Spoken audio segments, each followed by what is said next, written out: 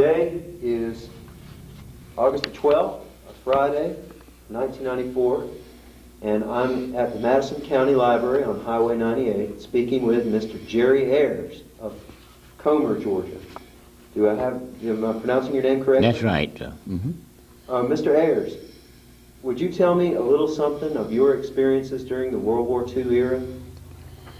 As you said, I'm Jere Ayers. I was in the United States Navy during World War II.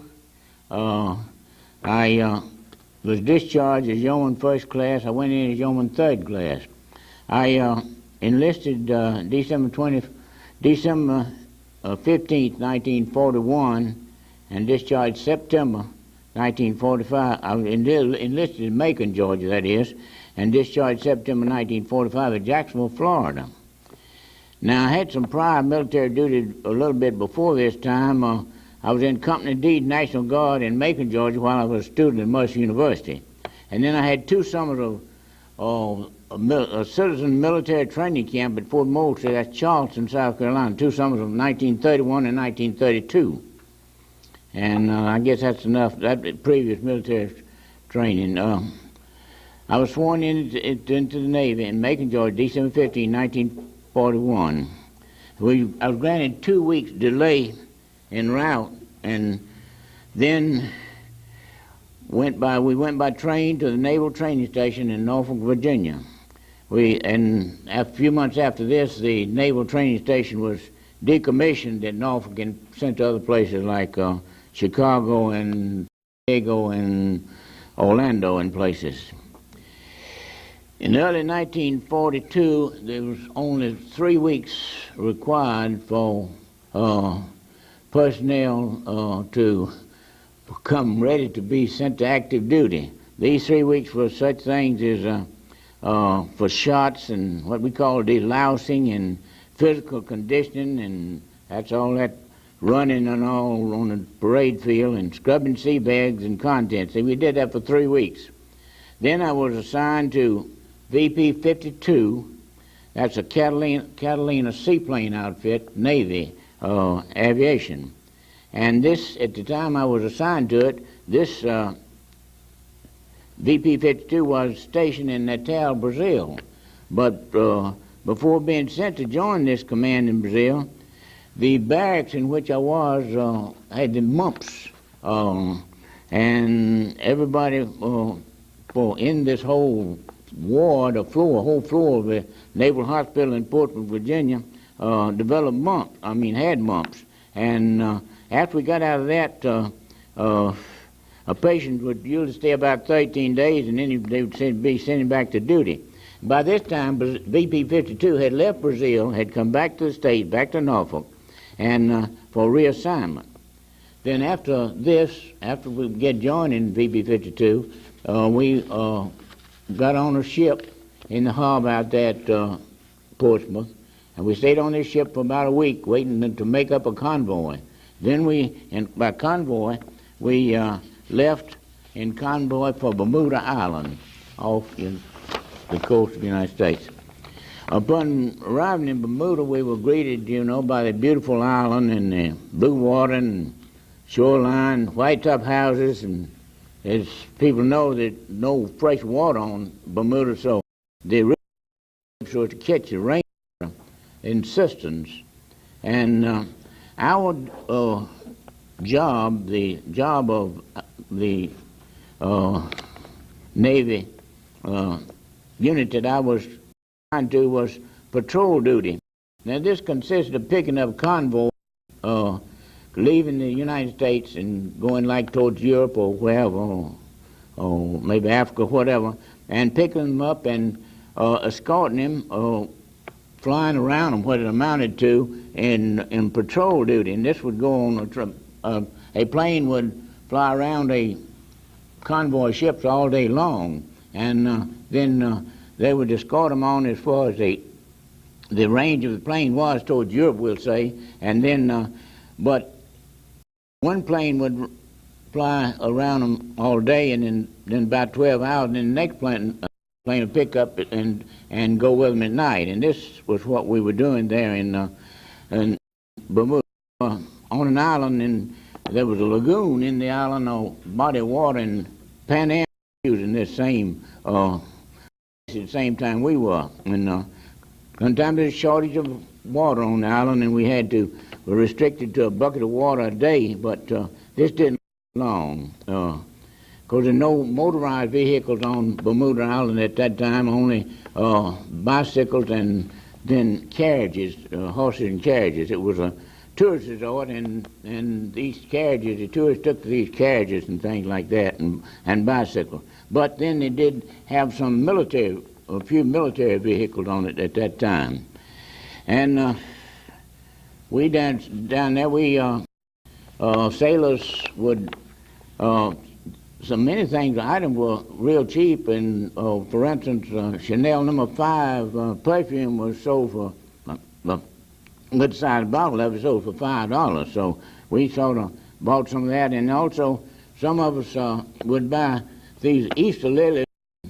If we had a plane going back to the States, which is only about 500 or 600 miles back to the States, well, we'd send these Easter lilies and them home, you know, flowers to home. We did that sometime. Then we came back, we stayed a year in Bermuda. Then came back to the States in late 1942 or early 1943, I don't remember which. And after a few days in Norfolk, I took a weekend leave to come to Coma, and almost got lost getting back to Norfolk. But anyway, then we take a 5-day trip across the country, you know, by train to Alameda Naval Air Station in California.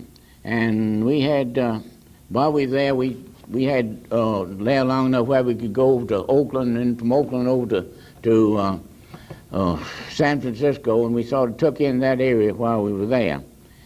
Then, leaving there, we went back to Hawaii, and we arrived in Hawaii at the port there, and we were assigned to the Naval Air Station across the mountains from Honolulu at what's called Kaneohe, and we were there. That was our next duty assignment. We were there for quite some time, and this was good weather in Hawaii and good food, and we had opportunity to visit, go across a bridge of mountain to Honolulu.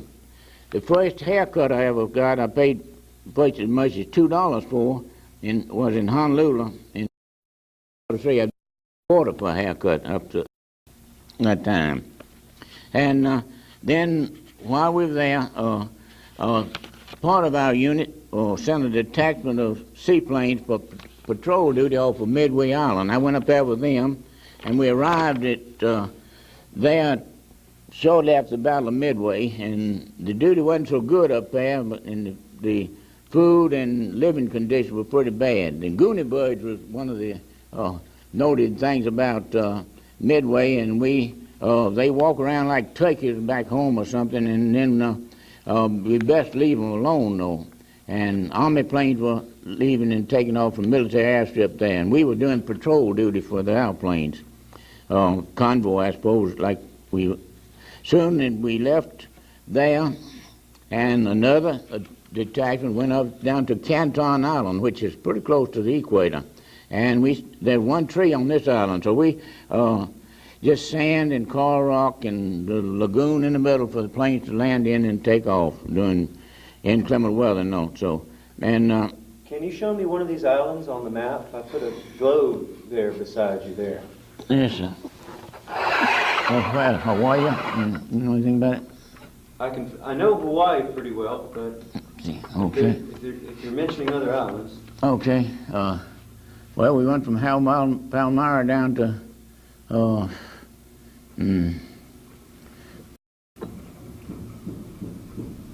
we went from Hawaii down to Palmyra, which is about as far as our planes would fly on there. Went to Palmyra. That's going almost just straight south from Hawaii, and it's then from there we went to Canton, which is on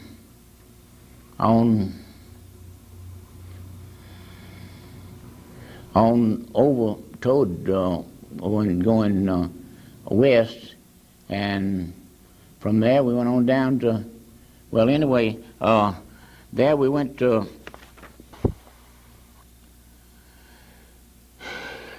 Canton. We stayed down there for a pretty good while. And while we were there, one interesting thing was we broke out of a plane, and some of us went over to what is known as Hull Island, which is a native island there with just natives on it. It was really primitive, and we landed in a lagoon down this island, in the center of the island, and when we landed, the natives came out in these outrigger canoes, and then we broke out our rubber life rafts and went to shore, and we were greeted by natives in the shore, at shore, in the primitive attire. They just wore grass skirts, both men and women, and young and old, and they couldn't speak our language, but people had been there before, and they knew how to swap things like grass skirts, spears, seashells, and they had a certain kind of liquid made out of coconut, I suppose, and we traded candy bars and all like that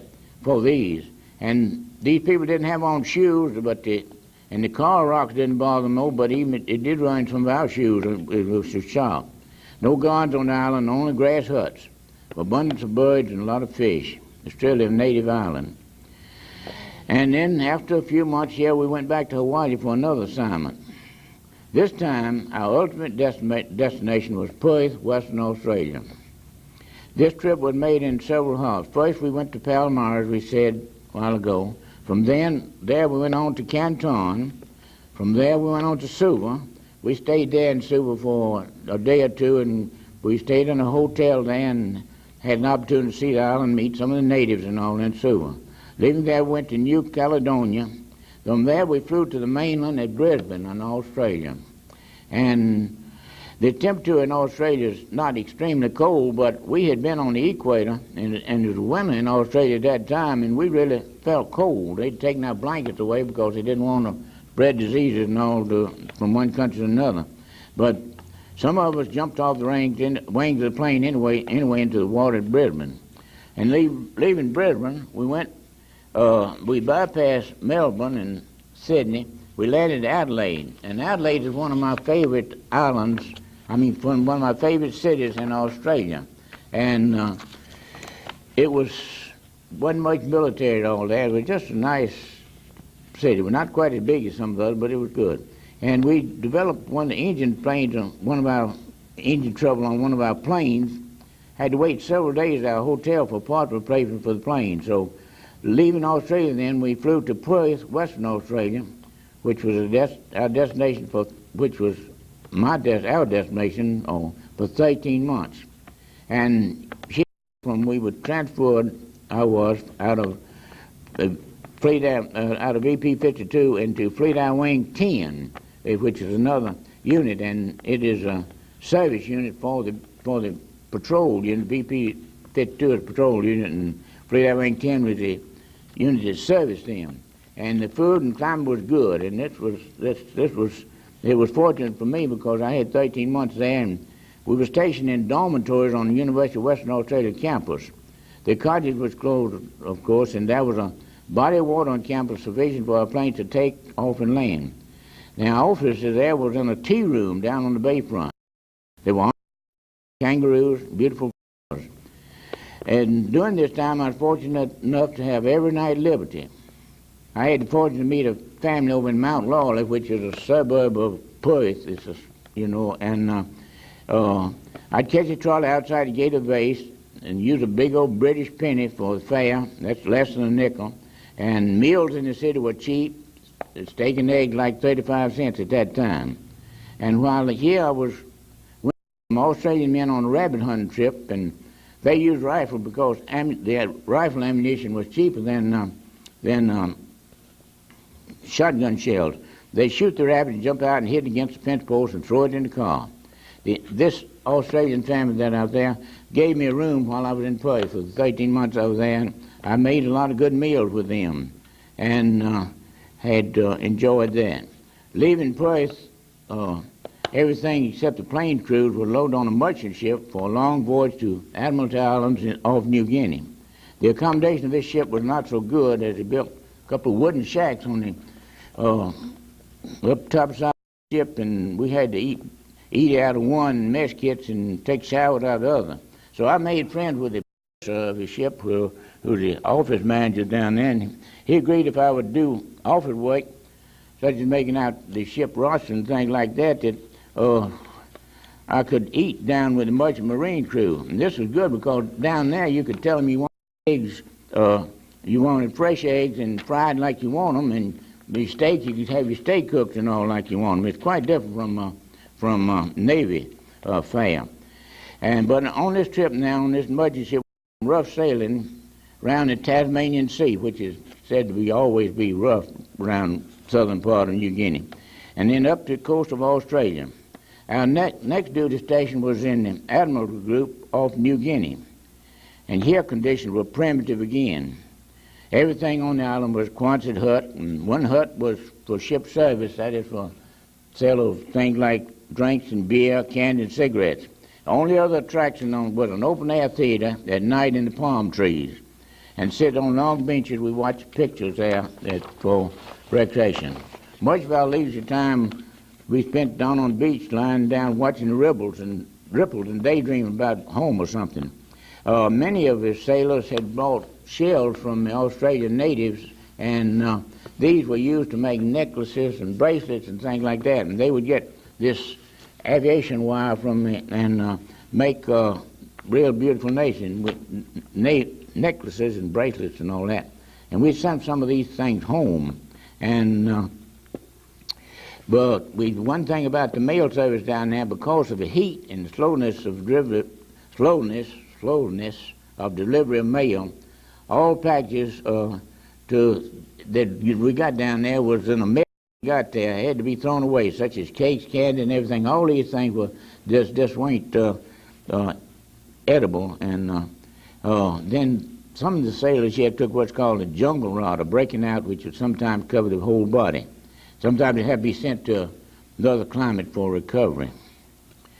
And after we left here, then I had opportunity to come back home, and I got plane transportation to Hawaii on my return home. And here my luck stopped, and I was put on a crowded ship for about a week for return to the state. We landed again in Alameda.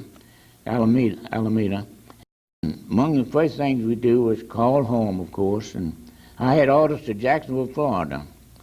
I waited for available transportation, didn't materialize, that air transportation there was. I decided to ride a train home, and this was not so good because the only available thing was a day coach, which I rode for 5 days down by Los Angeles and through Arizona, New Mexico, and all the way across Texas. For instance, for how the train was crowded, I sat next to a woman and a baby who made this 5-day trip just sitting there in the day coach like I did, you know. And I had to lay en route from Jacksonville to stay at home, and then went for the next duty station at Naval Air Station in Jacksonville, Florida. We worked in an office here making out crew lists for other plane crews that now were going to overstates, and we were stationed at Municipal No. 1 at Jacksonville. I received my discharge at Jacksonville after 3 years, 9 months, and 13 days, 33 months overseas. And things had really changed when I got back, because things like Coca-Cola, I never knew anything about rationing Coca-Cola, of course, and stuff like that. But I got back, I found all that, so. But we were glad to get back home, and I worked, my family had a newspaper for me, and so I worked with the newspaper, and then I became involved in that, and have been ever since. Can you remember for me some dates? Like if I set a date, where were you on December 7th, 1941? December 7th, 1941, when I heard about the bombing of Pearl Harbor, I was sitting in a drugstore, a preacher friend of mine, a young preacher friend of mine, and I was sitting in a drugstore in Elberton, Georgia, drinking a Coca-Cola. And it came out on the radio. That was short after lunchtime on Sunday. And we were sitting there when I heard that. And when I heard about Kennedy being shot, I was in the store in Atlanta, not Richards, but that Davison's, we called it then. And one of the clerks said, I don't care what they thought about me, shouldn't have shot him. That's what she said, but I didn't know what they were talking about right then, but I walked on down the street, going down more downtown in Atlanta, and they heard over radios what was going on, that he'd been shot. Those are two things I remember. Do you remember when Franklin Delano Roosevelt died? I think so. I don't remember exactly where I was at that time. I remember seeing him. Like I said, I was a student at Mercer University, and he came to Savannah once. We went from Mercer down to Savannah. I believe we were going down to a football game, playing Clemson in Savannah, and he came by in the parade. That's the only time I ever. Was that before you joined up, that you were in college? Yeah, I was in college from 32. I graduated in 32 to 36. I graduated from Mercer University with an arts degree. A liberal arts? Yeah, A.B. degree. But I was a major in law, and then I went on to the next year. I graduated in Mercer in 36. The next year I went on to University of Georgia and got my LLB degree in 1937. And that was before, of course, the war started in 41, okay? And well, Mercer is Macon, Georgia, and the university, of course, is Athens. Can you remember anything of the way the towns looked in those days? Yes, it's quite different from what it is now. Mercer at that time, Cherry Street was the main drag in Macon. And, of course, the Chichester #1 was the main drugstore at that time, and then there's a picture show right around almost next door to Chichester #1 that we used to go down there, and of course we'd hitchhike up and down Chichester Street and that. And for instance, at Mercer University at that time, it was a smaller school, but the tuition was $150 a quarter. That's board and the tuition, yeah, and the fees, you know, and all, about $450 a year is what it cost us. There's only about 4 or 5 students had cars at that time, and a lot of them smoked what they call roll your own tobacco, golden grain and things like that, you know. And but it's changed quite a bit. And there was no girls' dormitory at that time in Mercer, but they had a home across the Tatnall Square Park that the girls stayed in, women students. There were not too many women at that time, but it's of course different now. Then at the university, I stayed at home and commuted to the university for law degree, and then after the war, I had 2 degrees, but I had 4 years entitlement to go to school, so I decided I would go back to university. I took all the journalism courses I thought would ever do me any good, since I was in the newspaper business, and then just take a book and just thumb through it, you know, what you call it, the manual, not the, the course, of the courses, you know, and just pick out some I like, you know. The catalog. Yeah, and sort of go from that, you know, and and then I've been in 1945. My people had the papers since about 11 or 12, long in there. And then in 1945, my mother was still editing the paper, and so she let me take over in 1945. The Coleman News and Danville Monitor, 2 newspapers in Madison County. And I've had them since that time. But you were a student while you were putting those weeklies. They were weeklies. Yeah, they were weeklies. Yeah, but yeah, well, yeah. I went to university, you know, in that time. So you were able to do both. Yeah, they would do both. Yeah. Now those are the days of hot type, wasn't it? Yeah, hot type. Yeah, and that's what I know.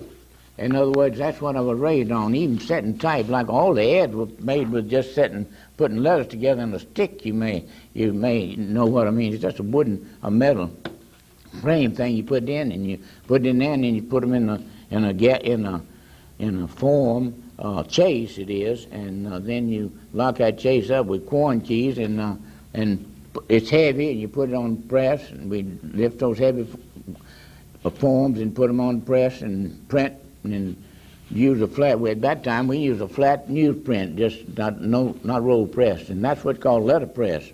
But now we do. It's a quite different. Good many years ago, about the late 60s or early 70s, I went on that, and I first started printing in Warrenton, Georgia. Then went from that to, we formed a co-op in Crawford, Georgia, and there's 5 publishers, different counties around, formed a co-op, and we print over there. We really got a nice setup over there now for publishing papers. Is that Greater Georgia? Greater Georgia Printers, yeah. Mm-hmm. I've been there a good deal. Mm-hmm. In fact, I've also read your newspapers at the University of Georgia Library, at the photographic collection there, doing microfilming. Yeah. And I've read about your newspapers in that book of Millard Grimes, The Last Linotype. Yeah, okay, yeah. Did you read that book? No, I haven't read it. I haven't read it. But I know all about the linotype. That was what we had down through the years. We bought a linotype about 1919, I think. 1929, I guess it was, when we bought our linotype. And then we had, and first we bought, they didn't even have electricity going. We had to have a little old motor and a dynamo-like type thing, to pull it. But then they got electricity. That was a whole lot better. But then we stayed with the linotype all the way up till well, even after I went offset, I would set some type and pull a proof of it on the galley, and then go from that to just paste it up, like you do with offset now, And I've been all through that type of thing, folding papers and all that, Washing the forms, with lye, with washing that type. You have to wash it all before you throw it back into the chase, and a whole bit. So you'd say printer's ink is in your blood, huh? I believe you'd say that, yeah. Yeah, that's what it did. Ever since I was big enough I could do something, clean the floor or something like that, And then I run a job press for when I was real young, just standing there with hand-fed job press, just occasionally, and that's what we did. We had a little old Challen Price hand-fed job press. It was our mainstay, printing things like statements and letterheads and envelopes on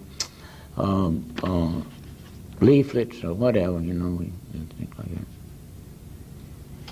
Did you have other family members who served in the military? I had a brother, my brother Jack was in the military.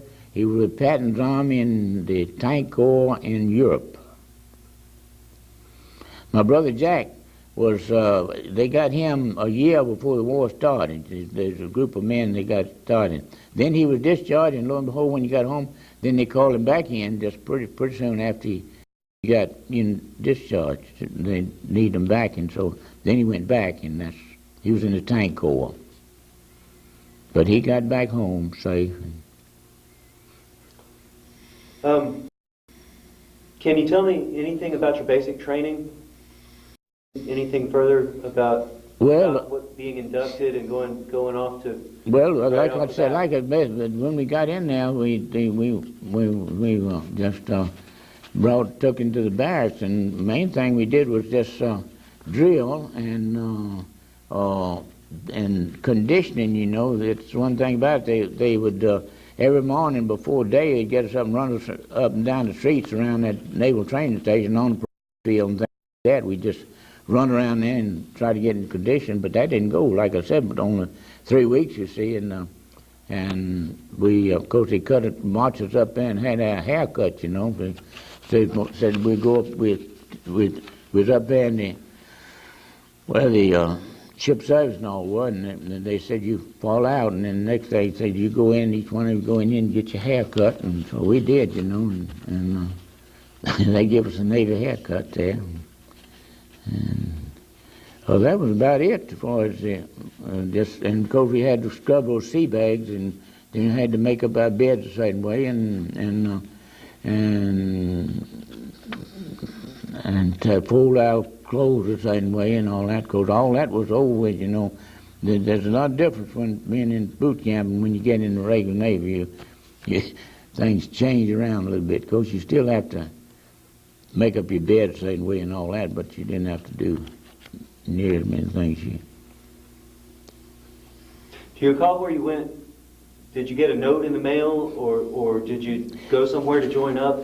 No, I went to, let's see, I went to, let's see, I've forgotten now. I believe I went to Athens, really, and they in turn sent me to Macon, and I went down to Macon and was sworn in down there, enlisted and sworn in down there.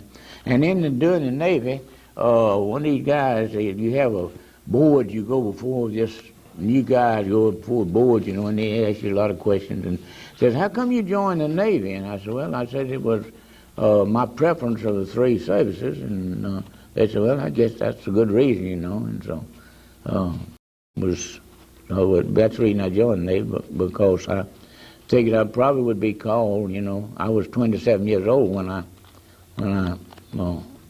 at that time, and about 27. Do you recall when they dropped the atomic bomb on Hiroshima and Nagasaki? And no, not too much about it. I've heard about it, but I had gotten back to the States. I believe, you know, that I came back before I left the Admiral's Islands, where I last duty station, and they were making up convoys to go back into for the Lady Priest. Lady was the first Philippine island that we retook, going back in, and then I left and came back to the States. I was in the States back then, because like everybody else, when the news broke, I heard about it, but. Did you get to see some of the rest of the world? Was that a good thing? Do you mean? Did you see any of California? Oh yeah, well, you know, like I said, I was in Oakland and San Francisco, and then we came down through on the train and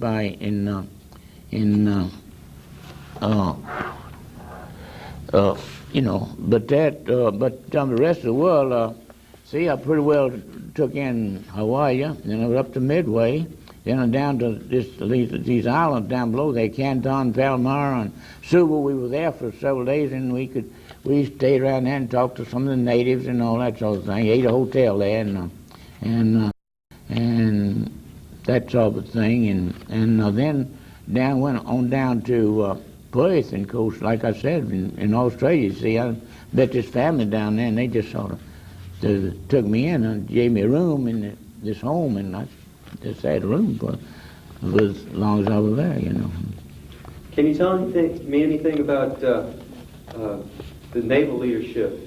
Guys like Admiral Nimitz and Admiral Halsey and others. I don't know their names. Not too much in our outfit, and he was a nice guy. I mean, I got on in the executive also. I liked him very much too. They got a lot of new, we call them 90-day wonders, but and it was Navy. But they were young officers, you know, and they didn't know really a whole lot about the Navy and all. But they knew how to take orders, and you know, from the high brass, and they.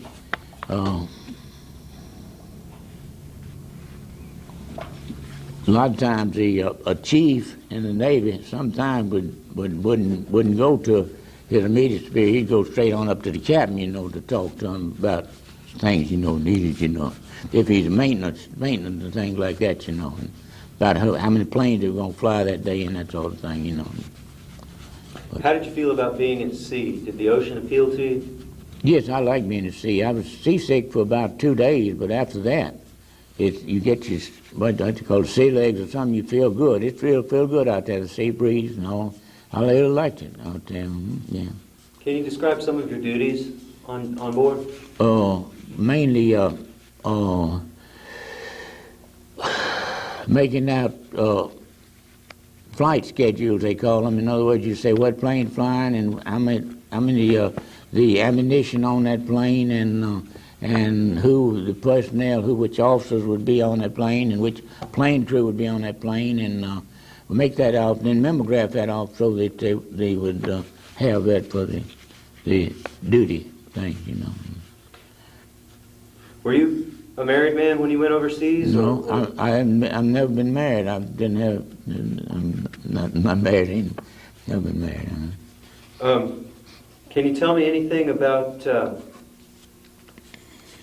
Perth, Australia? You mentioned living there. Yeah. Perth was a town of, I guess, 125 or maybe 150,000 at that time, and they had one of the big department store was sort of like, I guess you'd call it compared to Richards, but of course it wasn't as near Richards in Atlanta, you know, or something like it used to be, if you know about that. But anyway, but it was there, and they didn't have any Coca-Colas, and if we wanted a Coca-Cola, we'd go down to, they had a USO down on in another tea room down on the bay, and we'd go down there and get a Coca-Cola and something like that, or maybe go down there. But we didn't fool with that much because we you know, stayed in town and like that, you know, and drank tea, you know, and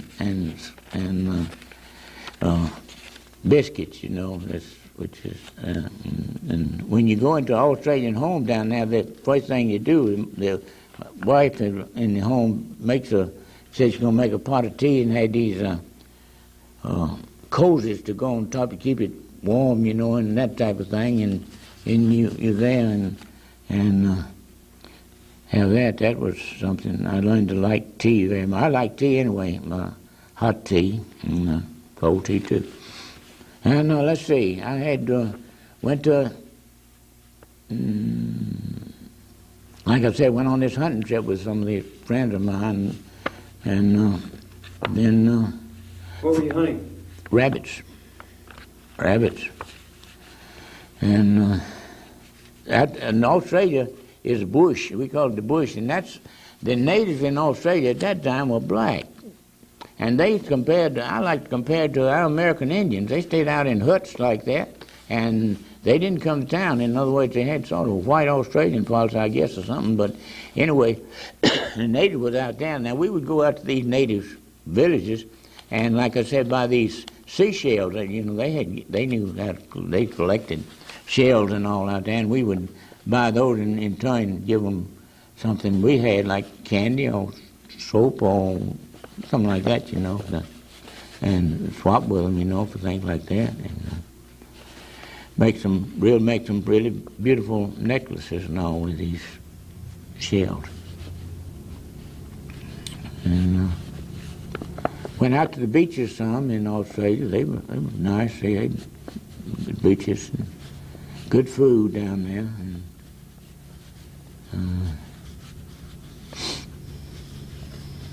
you ever been back to any of those? No, never been back. Well, no, never been back. Haven't been that way at all.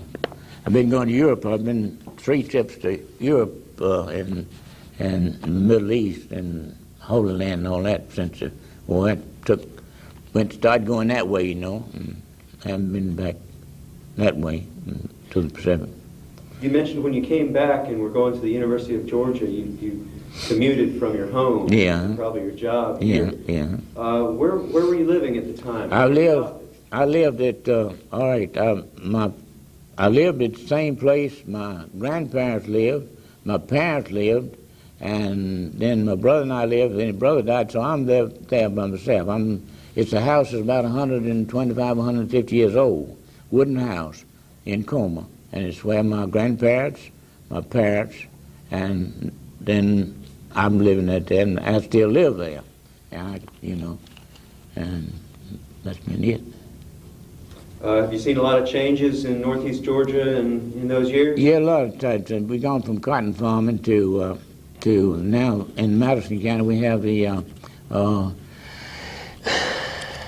broiler growing and dairy farming. The two combined, usually little from the broiler growing for pastures, and from dairy cow.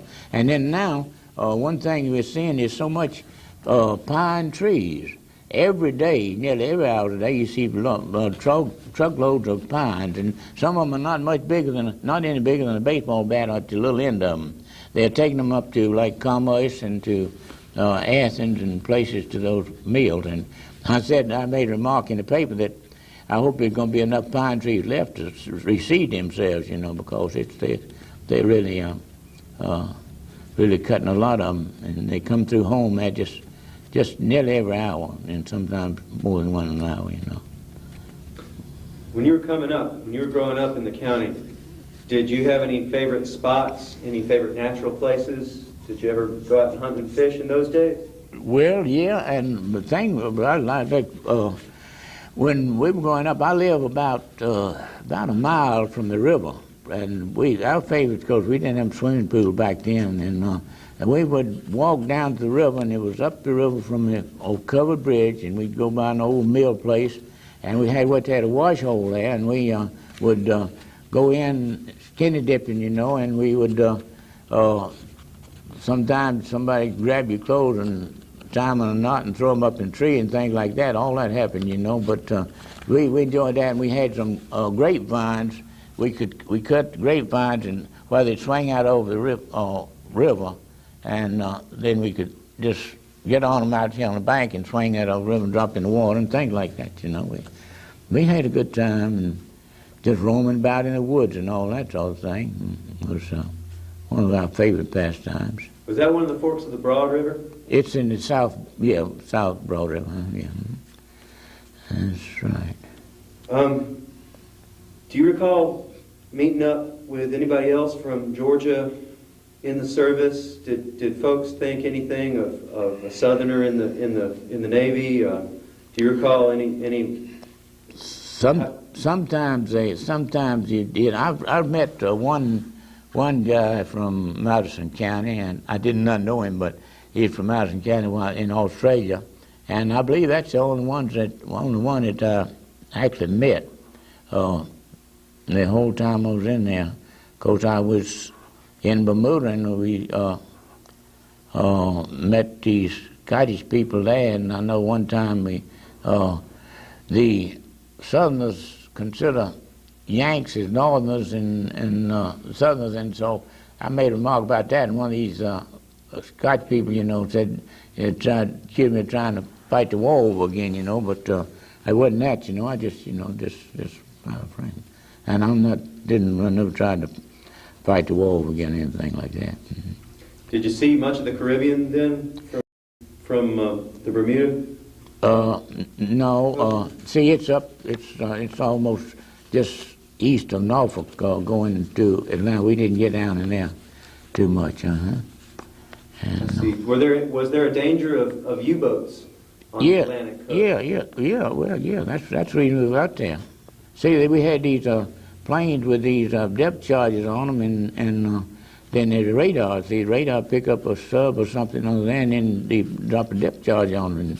And if that was the reason they were flying around these planes all the time. We was a slow plane. PBY was a slow plane, 125 miles an hour or something like that, and you just fly around all day around this convoy of ships, and then that plane would stay about 12 hours, and they'd eat one meal up there. They'd get flight rations. That's one thing we'd have to put on our flight schedule, flight rations, and they'd take them up there, and if it's rough, they didn't do it. They had a hot plate over against the wall of the plane, and they could cook beans up there if you want to do. But if it's rough, they didn't cook any beans, they just eat potted meat and spam and things like that, and maybe fruit or something like that, But they eat one meal up in there and then eat two on the ground, Did you learn to fly? No, I didn't learn to fly. went with a lot of flying. So the captain would get me to go. If he'd want to go to one of these islands, away from Hawaii, he'd say, "Get your typewriter and some paper and let's go. We'll, might need you something." And we do that. I did a lot of flying, but not. Did you see colored servicemen in those days? When I got in the Navy, the only colored servicemen in our outfit was mess attendants in the officers' quarters. When I come back on that ship from coming back toward the end of the war, when they're coming back to the States, we were put in a big, it was a ship transport, I guess you'd call it, and it was just full of, different nationalities and all. But when I went in, we only had the mess attendants. We had some Filipinos and blacks. Well, the Filipinos must have been in a real tough position. Did they appeal to the American Navy? Oh yeah, well yeah. Eisenhower, I believe when he came out of McCarthy. McCarthy, yeah, okay. When he came out of when they run him out of the Philippines, he came on down to Australia, and he brought with him an old Filipino man, and but his job down there was to bring us coffee around at the office, and that was his job down there. But everybody liked him, and he'd bring coffee and have cream and sugar and coffee, and they'd bring by that, and that was his job. I think MacArthur brought him down when he left up there, when he left. No, we no problem there. What'd you think of Harry Truman? Did you know anything about him at all when he came to the presidency at Roosevelt's death? No, I didn't know. I don't have any. Most folks didn't. Yeah. Were there writers you admired? Did you get to hear the radio at all?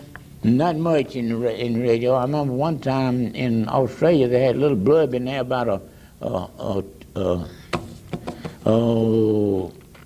tornado in Royston, Georgia, and I said, well, that's right close to home. So I called home or something and found out it didn't affect my hometown at Coleman, But we had, but mainly radio stations over there was that music, and that type of thing. We didn't get any news broadcasts or anything over there. I didn't.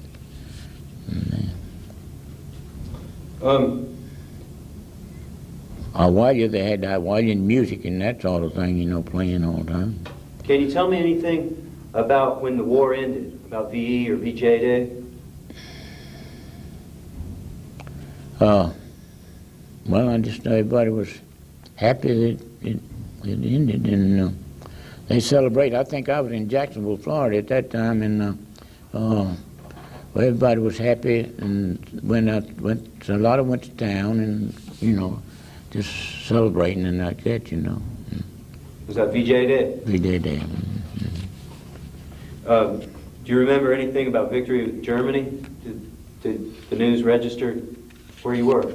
Where were you? I was. Let's see. I think I was still overseas at that time. No, not. We didn't. I don't remember too much about it except just learning it happened. Something.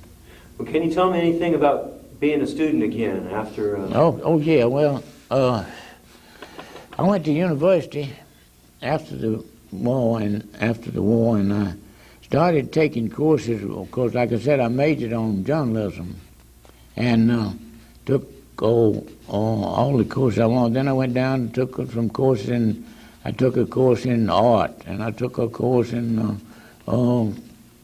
English course, and I took different things, just things like that I thought maybe that I wanted to take, and So I didn't go for 4 years. I just took about maybe 3 years or something like that, and then I finally got involved with my work, and. What'd you think of The Red and the Black? Were they the competition, or did you read it at all? Yeah, I read it some. Yeah, it's all right. It's all right. It's all right. Well, how about food?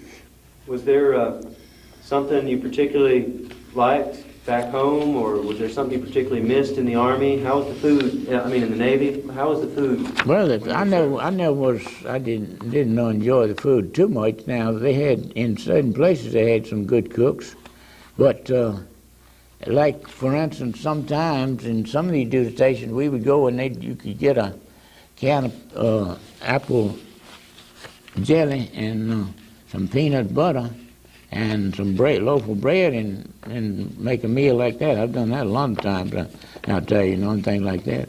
And of course, overseas, the potatoes were powdered, and of course, eggs were powdered, and one time they served fresh eggs. I remember over there, and they liked to not get the chow lines through, the breakfast chow line through in time to serve at noontime. People would drag back on the chow line, and for those fresh eggs, they really won't know right badly.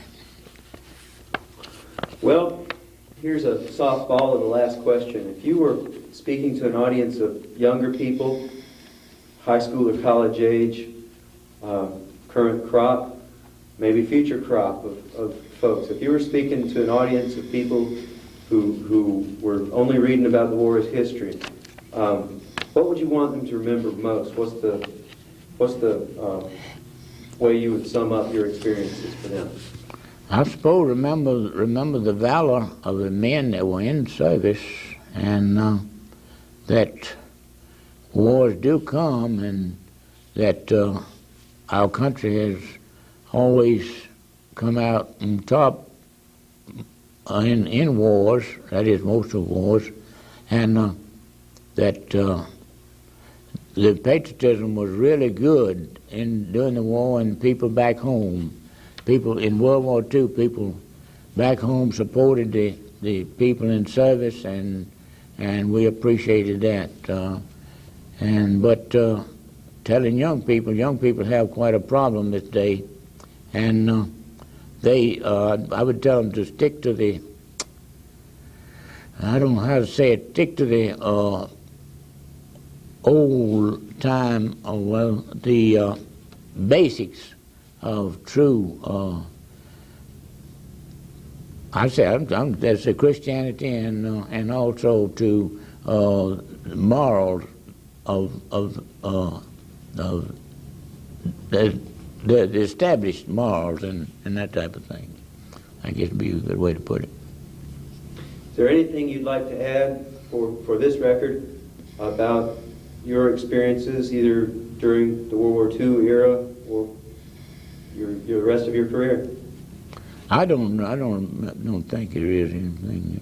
Thank you very much for speaking with me today, Mr. Ayers. Okay.